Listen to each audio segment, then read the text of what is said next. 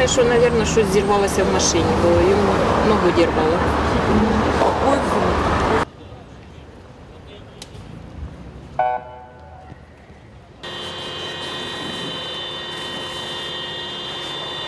Ребята!